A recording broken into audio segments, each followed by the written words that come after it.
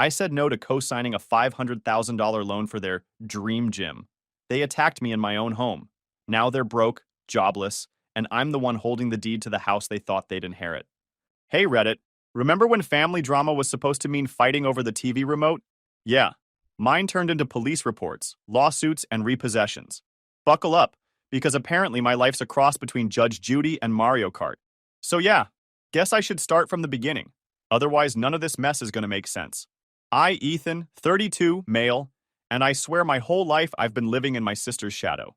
Fiona's the golden child. Always has been. The type who could trip over her own shoelace, and Dad would call it graceful. Meanwhile, I could get straight A's, stay out of trouble. And it was like, meh, could have tried harder. And before you wonder where Mom was in all this, she passed when I was 10, Fiona was 15, cancer. It wrecked us, but not in the way you'd think. Dad kind of locked into Fiona as his entire pride and joy after that, like she was the one thing left that he couldn't lose. Me? I became more like background noise, the spare. And I got fed, clothed. He showed up to parent-teacher nights, but the affection, the cheering, always aimed at her. Fiona wasn't cruel back then. I'll give her that. She'd boss me around sometimes, but she also made my lunch when Dad forgot, helped me with homework, that kind of thing. Back then, I actually thought she had my back. But somewhere between high school and adulthood, she realized being the favorite came with perks. And let's just say she didn't exactly fight it. When I went off to college 4 years later, it was on scholarships and working part-time gigs. Fiona had her tuition partly covered because Dad pulled every favor he could to get her extra grants. Me? I was independent, which is code for you're on your own, kid. And honestly, I didn't complain too much. I figured if I wanted a future, I'd just have to grind harder. Fast forward a few years. I graduate, land a stable job in project management. Not glamorous, but steady. Good pay, decent benefits. I saved, bought myself a modest condo in the city by the time I was 29. Nothing fancy, but it was mine. No co-signers, no shady loans, just me grinding it out. Meanwhile, Fiona, yeah, she bounced. Changed majors twice in college. Switched jobs like people switch phone plans. She had this confidence, though. Then Gary shows up. She meets him at some backyard barbecue, and 6 months later, they're engaged. At first, I didn't hate the guy. He was charming in that sales bro way, always talking about big opportunities and financial freedom. I thought it was just talk. Dad loved him right away because Gary would go on and on about how amazing Fiona was, and how he was going to give her the life she deserved. I should have known right then. Any guy who talks that much about deserving usually means he's going to use someone else's wallet to pay for it. Gary's working sales at some telecom company, commissions-based. Some months they're eating steak, some months ramen. Fiona got a job at a boutique clothing store mostly for the discounts, not the paycheck. But to Dad, they were the perfect power couple. A year later, after Dad pulled strings, she slid into a marketing coordinator role at a mid-size firm, company card and all. Here's where things really started grinding my gears. Every time we had a family get-together, Gary would steer the conversation toward money. Not in a curious way, more like probing, asking what my salary was, how much my condo was worth, if I was leveraging equity. I'd laugh it off, but it bugged me. Dad never called him out. If I ever asked a question like that, Dad would have smacked me upside the head for being nosy. And then Fiona started changing. My sister, who used to love thrift stores and making bracelets, suddenly cared about designer bags and fancy vacations. She'd make little comments about my car like, "Don't you think it's time you upgrade? A guy your age should be driving something nicer." I brushed it off, but in the back of my head I'm thinking, "Lady, I bought this car outright. It doesn't eat my paycheck every month. Maybe you should try it." I didn't realize it then, but that setup, the favoritism, the golden child pedestal, Gary's obsession with money, it was all just waiting to explode. And when it finally did, it wasn't just arguments or silent treatments. It got violent. But I'll get there. All I'll say for now is this. If you think blood automatically means loyalty, you've never had a family like mine. The whole thing kicked off on what was supposed to be a normal Sunday. I drove out to Dad's place for dinner. He lives in the same old house we grew up in, except it looks like a museum now. Same ugly carpet, same squeaky stairs, same recliner that's basically molded to his shape. He still treats Fiona's old bedroom like a shrine, by the way. Mine got turned into a storage closet before I'd even finished college. Anyway, I walk in and the vibe is weird. Fiona's sitting at the table looking like she's about to announce she's running for office. Gary's next to her, all smiles, pulling out chairs, topping off Dad's drink. He only acts that polite when he wants something. Sure enough, after we get through the small talk and lasagna, he clears his throat like he's about to deliver the State of the Union. So, Ethan, he starts, Fiona and I have been working on something big.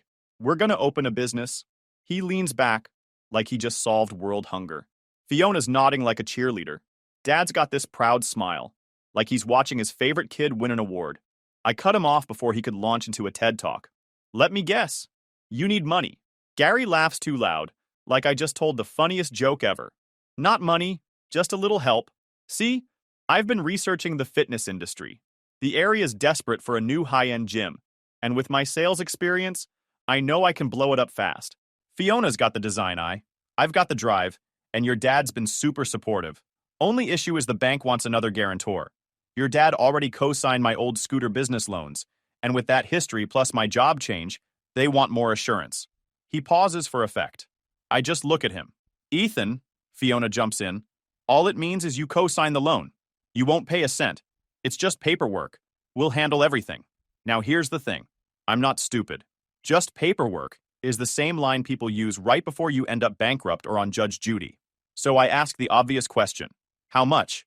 Gary's smile tightens. $500,000. I almost choked on my water. $500,000. For a gym. In a town that already has like 5? Fiona rolls her eyes. This isn't just a gym, it's a lifestyle center. Juice bar, spa, the whole package. Don't be so negative all the time. Negative. That's what they call it when you use basic math and common sense. Dad clears his throat. Son, sometimes you have to take risks for family. Fiona and Gary are building a future. You should be proud to help. There it was. The golden child effect in full swing. If I brought up $500,000, Dad would tell me to quit daydreaming. Fiona says it, and suddenly it's the second coming of Elon Musk. I set my fork down. Look, I'm glad you guys are excited, but co-signing means if you don't pay, I'm on the hook. That's not a little thing. That's my house, my savings, my life. Gary waves his hand like I'm a kid scared of the dark. Come on, man. I'm in line for a regional director promotion. Once that kicks in, we'll be golden. The bank just needs some extra assurance until then. I couldn't help myself. Yeah, funny how promotions only ever exist in the future with you. Remember the last strategic move you made? How'd that work out? His smile cracked for half a second. Fiona shot me a look like I'd just insulted her dog. Dad slammed his fork down. Enough, Ethan. Your sister's asking you for support, and you're throwing insults? Where's your loyalty? Loyalty. That's the word they love to throw around when they want to use you. Dad, I said slowly, loyalty doesn't mean signing my life away because Gary wants to play Monopoly in real life. You raised me to be smart with money. Remember that whole speech about never risking more than you can afford to lose? He glared at me like I'd quoted scripture wrong. This is different. This is family. Gary leans in, voice low. So what's the deal, man? You think we can't do it? You think you're better than us with your little 9 to 5? I stared him dead in the eye. I think you want me to bankroll your fantasy. And the answer's no. Gary leaned forward, smile gone. You know what your problem is? You're weak. You hide behind your safe little job, your budget car, your boring condo. Guys like you don't build anything. You just play it safe and think you're smart for it. I laughed once, no humor in it. Yeah, well, last time I checked, playing it safe hasn't left me begging my brother-in-law to cover $500,000. Silence. Fiona looked like she wanted to throw her fork at me. Dad shook his head, muttering about how disappointing I was. Gary just sat back, smirking that, you think won this? Swing, like he'd already decided this wasn't over. Dinner ended on that awkward note. No dessert, no goodbyes, just me driving home, replaying the whole thing in my head, half pissed, half laughing. Because here's the truth. I knew this wasn't just going to end with me saying no once. People like Gary and Fiona don't hear no, they hear not yet. And Dad? He'd back them until the house collapsed. And I was right. That dinner was just round one. They weren't done with me. Not even close. If you think no is the end of a conversation, then you've clearly never dealt with my family. For them, no is just a speed bump. A chance to rev the engine louder and pretend the rules don't apply. Fiona was the first to kick it up a notch. She texted me one night at 11 p.m., paragraphs long like she was writing a novel. You're letting Gary down. You're letting me down. Mom would have never wanted this. You were supposed to take care of me after she passed. You failed me as a brother. Failed her? She's the one living in a townhouse Gary can't even afford.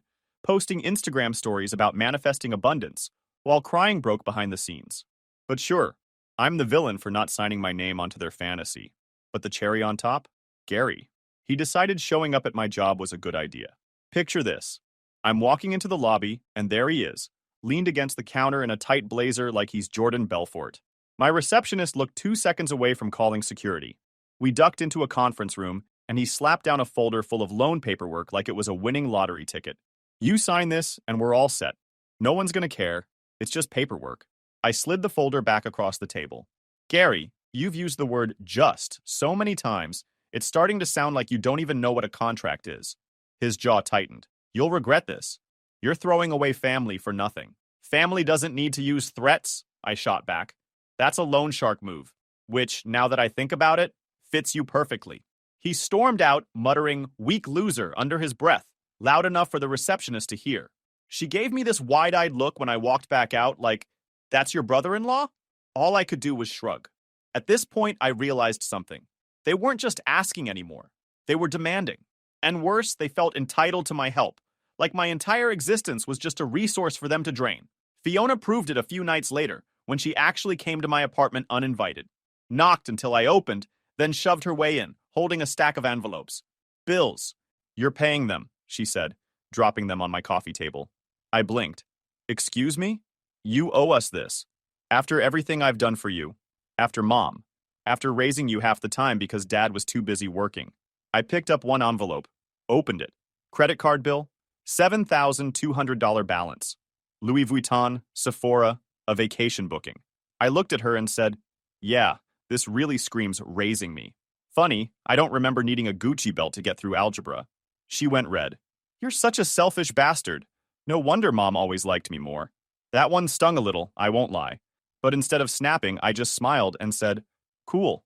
Then maybe ask our deceased mom to co-sign the loan because I'm still not doing it." She stormed out, slamming the door so hard the frame shook. By then, I knew I needed backup. I called Tyler, my best friend since forever, now a lawyer. I told him everything. The texts, the calls, Gary showing up at work, Fiona dropping bills on my table like I was their personal bank. He went quiet, then said, "Document it. All of it. Screenshots, audio, times, dates. You're gonna need proof when this blows up. And Ethan?" His voice got serious. "Don't ever let Gary corner you alone. That guy's one no away from doing something stupid." I thought he was exaggerating. I thought, sure, Gary's a manipulative jerk, but he's not violent. I was wrong. Because all this, the calls, the uninvited visits, the guilt trips, was just the warm-up. The real fireworks happened the night they all showed up at my apartment door. And that was the night things crossed from entitled to dangerous. You ever hear a knock at the door and instantly know it's bad news? Like your gut just drops before you even check the peephole? That was me that night. It wasn't even 8 p.m. I was still in sweats, heating up leftovers when the pounding started. Not knocking, pounding. I looked through the peephole and my stomach turned. Gary, Fiona. And behind them, my dad. Great. The trifecta of entitlement. I cracked the door but didn't open it wide. "What do you want?" Gary grinned like he owned the place. "Funny you ask. We're here to talk." Then he shoved the door open with his shoulder, and suddenly all three were inside like it was their apartment. Fiona dropped her purse on my counter like she lived there. "You've been ignoring us." I crossed my arms. Or maybe I said no, and you just don't get what that word means. "Should I tell you it in 7 languages? Dad's eyes narrowed. "Watch your tone. You don't talk to your sister like that." "Oh, right," I shot back. "Because she's a saint, dropping her debt on my table like it's my responsibility. Totally normal behavior." Gary stepped closer, fake calm in his voice. "Look, man, you've got the money. We know you do. You're just being difficult. Sign the papers, co-sign the loan, and we're done. Nobody has to keep hassling you." "Nobody has to keep hassling me," I repeated. "So you admit this is harassment?" Fiona rolled her eyes. "Stop acting like a victim. We're family. Family helps each other." I couldn't help it. I laughed. Funny definition of help. I thought help was voluntary, not 3 people cornering me in my own living room. That's when Gary's mask finally dropped. He stepped up so close I could smell the cologne he probably financed on a credit card. His voice went sharp. "You're weak. Always hiding behind your little savings account and your boring job. Guys like me take risks. You just sit there and think you're better than everyone." I tilted my head, gave him a half smile. If being weak means not being dumb enough to gamble away $500,000, then yeah, I'll take weak. That's when he shoved me. Not a playful shove, not even an angry poke. A full body shove that sent me stumbling back onto the couch. Before I could get up, Fiona chimed in, venom in her voice. Gary's right. You've always been a leech. Mom saw it. Dad sees it. You don't care about anyone but yourself. I looked at her, still catching my breath, and said, Yeah? Then explain why the selfish leech is the only one you all run to when you're broke. That's when Dad stepped in. My own father. He didn't check Gary, didn't tell Fiona to calm down. He looked down at me like I was dirt. You think you're smarter than us. That's the problem. You think just because you play it safe, you get to look down on your own family. And then, I'll never forget this, he kicked me. Not hard enough to break anything, but hard enough to send pain shooting through my ribs. I froze for a second, because in that moment, it clicked. This wasn't just Gary being Gary. My own dad and sister were fine with me being roughed up if it meant I'd sign their stupid papers. Sign it, Gary snarled, tossing the folder onto my coffee table. Sign it, and we walk away. I held my stomach and looked at the paperwork, then looked back at them. You know what's funny? I said, voice shaky but steady. Even if I wanted to sign, I wouldn't. Because the three of you, you're not worth ruining my credit for. Gary didn't stop at the shove. He pulled his fist back and swung, catching me across the jaw. My head snapped sideways, pain buzzing through my teeth. Before I could even recover, Fiona leaned in like a vulture, screaming in my face. Why do you insist on ruining this family? Why do you want to see us suffer? I spit a bit of blood and glared up at her. Funny. Thought ruining the family was more of a team effort on your part. That set her off even more. She slapped at me, not hard but frantic, all rage and no aim. Gary shoved me back down when I tried to stand. And the worst part? Dad just stood there, arms crossed, not stopping it, not protecting me. He even muttered, if you'd just signed, none of this would be happening. That was the moment I realized I wasn't dealing with family anymore. I was dealing with people who thought I was property. Gary cracked his knuckles, leaning over me. Last chance, man. Sign it, or you'll regret it. I wiped my mouth with the back of my hand and looked up at him. Sarcastic even though I was half dizzy. What are you gonna do, repo my couch? That's when he swung again. This one landed square on my cheekbone, and I saw flashes of light in the corner of my eyes. The room tilted for a second, and before I could even process the pain, Fiona was shrieking like a banshee. Gary grabbed my shirt and pulled me halfway up from the couch like he was going to throw another punch. My head was spinning, and my jaw was already numb. Dad muttered from the corner, still arms crossed, like a disappointed coach watching a bad play. Just sign it, son. You're only making things harder on yourself. And I wanted to say something smart, something sharp enough to cut through all three of them, but the dizziness made words stumble in my throat. Before I could answer, the apartment door creaked open. Yo, a familiar voice called out. I brought chips. If you animals ate all the pizza rolls before I got here, we're fighting. Tyler. He stepped 2 feet in and froze. His eyes landed on Gary's fist balled in my shirt. My lips split, Fiona shrieking inches from my face, and Dad looming like the world's most useless referee. The grocery bag in his hand slid to the floor with a thud. Well, he said slowly, this is definitely not Mario Kart night. Gary turned. Who the hell are you? Tyler blinked at him. Who am I? The guy whose evening you just ruined. Also, the guy who's gonna sue the crap out of you in about 5 minutes. He walked in casually, like he'd just walked into a surprise birthday party instead of a mugging. Tyler, I croaked. My voice sounded pathetic, cracked and thin, but I managed it. Yeah, I see you, he said, waving me off like I'd spilled a drink on his carpet. What did I tell you, man? You let clowns in your apartment, and they're gonna juggle your face. And here we are. Fiona snapped at him. This is none of your business. This is family stuff. Tyler smirked, setting his phone on record without even hiding it. Ah, family stuff. Of course. Nothing screams family like 3 psychos cornering one guy over money. Classic Hallmark vibe right here. Gary shoved me back onto the couch and squared up to Tyler. You better get out before you regret it. Tyler didn't even flinch. Buddy, you're threatening a lawyer in his natural habitat. Do you realize how stupid that is? You're basically handing me billable hours. Dad growled, stepping forward finally. This is between my kids. Stay out of it. Tyler raised an eyebrow. Funny, because from where I'm standing, this looks less like a sibling disagreement and more like felony assault, conspiracy, and he gestured lazily at my swollen face. Attempted battery. But hey, what do I know? I only passed the bar. Gary tried to puff himself up, but Tyler just smiled. Not nervous, not scared, amused. That's what unsettled them. Listen, Tyler said, voice flat but still playful. I came here to destroy my buddy in Smash Bros, not to see him destroyed in real life. So here's how this goes. You're gonna leave. Now, or I'm gonna make sure the cops get a recording that makes this little inheritance-obsessed soap opera go viral. Fiona scoffed. You think anyone would believe you? Tyler grinned at her like she'd just walked into his trap. Oh, sweetheart. They won't need to believe me. They'll see it. Hi, wave to the camera. He held up his phone.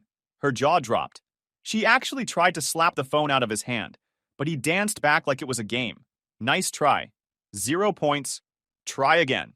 Gary clenched his fists, but Tyler leaned closer to me, voice dropping into a teasing whisper. Man, you look like crap. Next time warn me before you decide to star in Fight Club.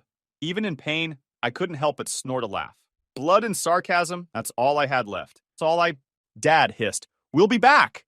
You can't hide behind lawyers forever. Tyler tilted his head. Sure, come back. But next time, bring bail money. He stood there, staring them down, until finally Gary tugged Fiona toward the door.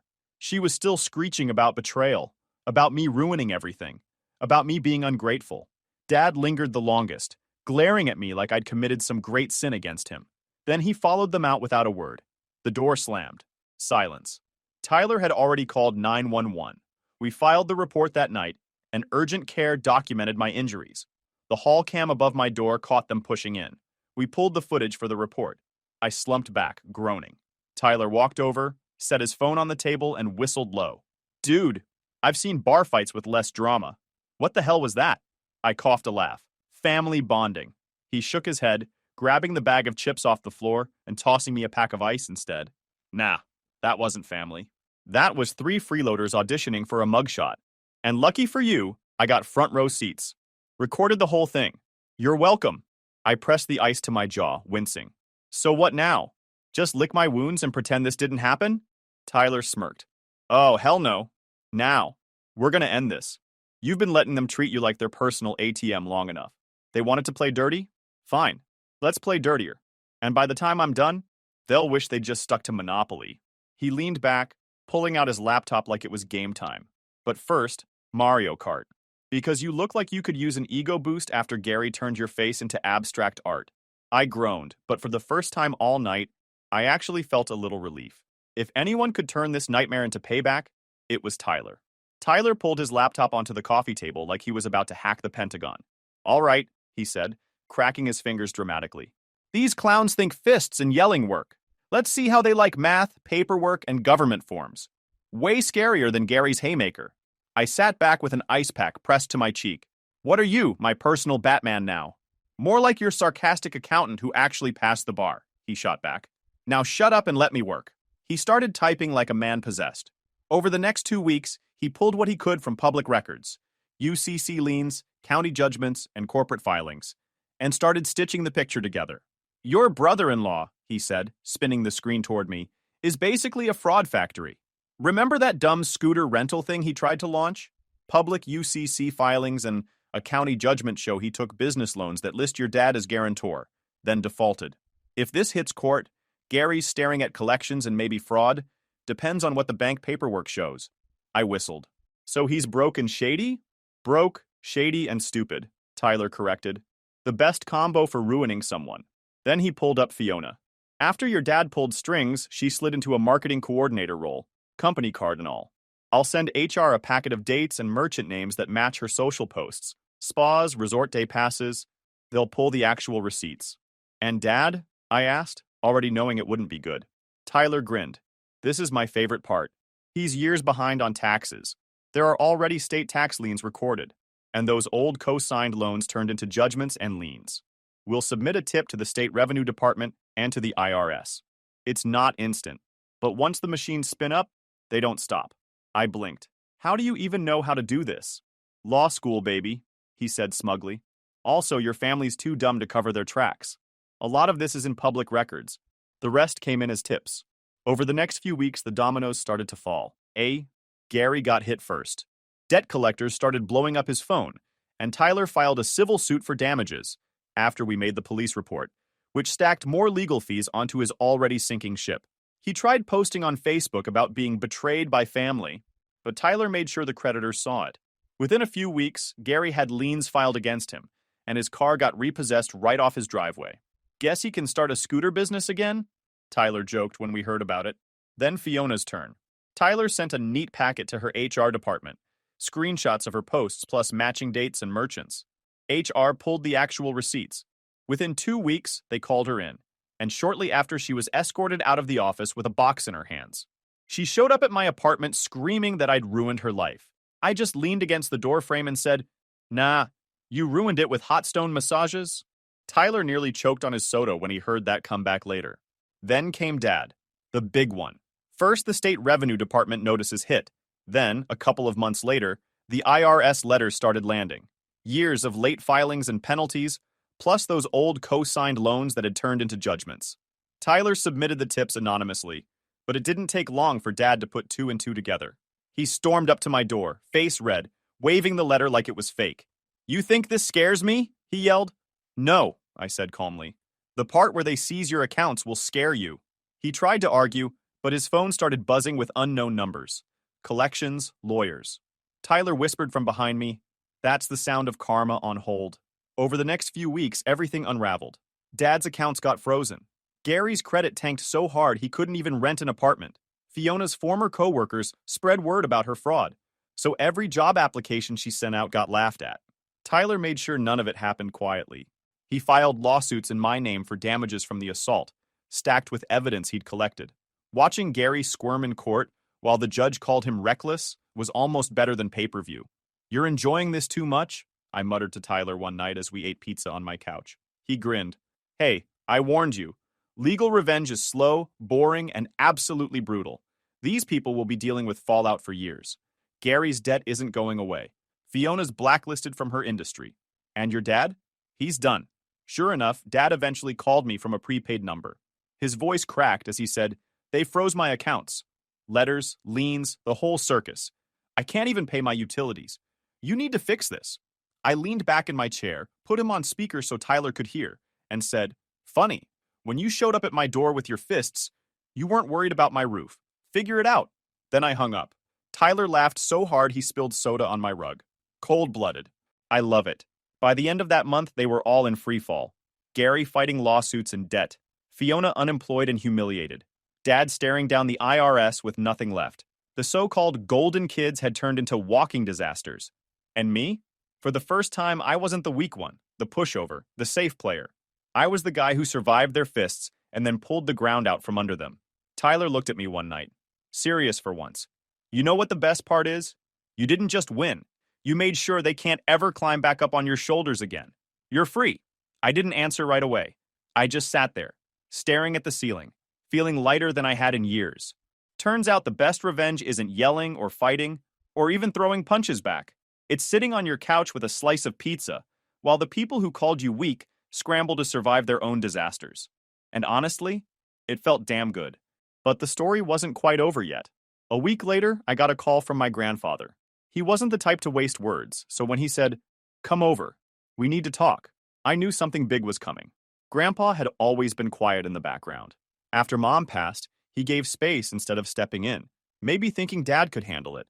But now, with the fallout everywhere, Gary dodging debt collectors, Fiona sulking unemployed, and Dad yelling at anyone who'd listen, Grandpa apparently decided it was time to stop pretending. When I walked into his place, he was sitting at the dining table with a folder already waiting. "Sit," he said, like a general calling in a soldier. He slid the folder across. "That's the property deed for the house your dad lives in. Has been in my name this whole time. I let him stay there after your mom died. Thought he'd step up for you kids. Clearly, I was wrong. IRS couldn't touch the place anyway. You dad never owned it." I blinked. "Wait, you own the house?" He nodded. "And after hearing what they did to you, that ends now. I'm not leaving it to him, or to Fiona or Gary. It's yours. Effective immediately. They're out." It took me a second to process. Not just because I now technically owned my father's roof, but because it was the kind of revenge I hadn't even planned. It was like the universe tossed me the final nail for their coffin. "Grandpa, are you sure?" I asked. He smirked. "Your mom would have wanted it. You've carried yourself better than all of them combined. And frankly, I'm done rewarding parasites. The next part played out faster than I thought. Grandpa came with me to the house. Dad was in the driveway yelling into his phone, probably at some poor IRS agent. Fiona sat on the porch, scrolling through her phone like the world owed her something. Gary's beat-up car was parked half on the lawn, dented and barely running. Grandpa handed Dad the official notice. "You've been served notice," he said flatly. "The eviction process starts now." Dad's face turned the color of raw steak. "You can't do this! I'm your son!" "And he's my grandson," Grandpa shot back, pointing at me. "The one you treated like dirt. You made your choices. Now live with them." Gary stormed up to me, shoving his finger in my chest. "You think you're tough now, hiding behind paperwork? You're still weak." I didn't even flinch. "Weak guys don't end up owning the roof over your head," I said calmly. "So pack your stuff before I start charging rent." Fiona finally exploded, throwing her phone onto the grass. "This is insane. I built my career, I sacrificed for this family, and you're giving it all to him? He's done nothing." Grandpa didn't even blink. "You stole from your company to buy designer shoes. Don't act like a martyr." For once, they had no comeback. They just stood there fuming, realizing the ground had officially vanished under their feet. Over the next few weeks, I watched the eviction happen in real time. Gary begged me for just one more chance. Fiona showed up crying about how unfair life was. Dad went from angry to pathetic, telling me I owed him for raising me. One night, Dad even pounded on my apartment door. His voice cracked through the wood. "Son, listen. I made mistakes, but we're family. Don't do this. You can't throw me away." I opened the door just enough to look him dead in the eye. "You already threw me away years ago. I'm just finally returning the favor." Then I shut it in his face. Tyler, sitting on the couch with a controller in his hands, just whistled. That was savage. I'm proud. In the end, they all scattered. Gary disappeared into some basement apartment he could barely afford, drowning in debt. Fiona couch-hopped between friends until the friends got sick of her, then tried begging Grandpa for another chance. He told her to get a job like the rest of the world. Dad moved in with some distant cousin, stripped of his pride, his house, and his golden child fantasy. And me? For the first time in my life, I wasn't the forgotten son, the easy target, the weak one. I was standing on solid ground, not because I fought harder, but because I finally stopped playing their game. Tyler summed it up best one night while we were eating takeout. "You know what's funny? They always said you were weak, but the weak one isn't the guy sitting on his own couch, with his own future, eating wings with his lawyer buddy. The weak ones are the ones crying in eviction notices and tax bills." I couldn't help but laugh. He wasn't wrong. Family doesn't always mean loyalty. Sometimes it just means you're the first one they aim their fists at when life doesn't go their way. But the beauty of being underestimated your whole life, when you finally hit back, in the right way, they never see it coming. And honestly, watching them all collapse under the weight of their own entitlement felt even better than good. It felt like freedom.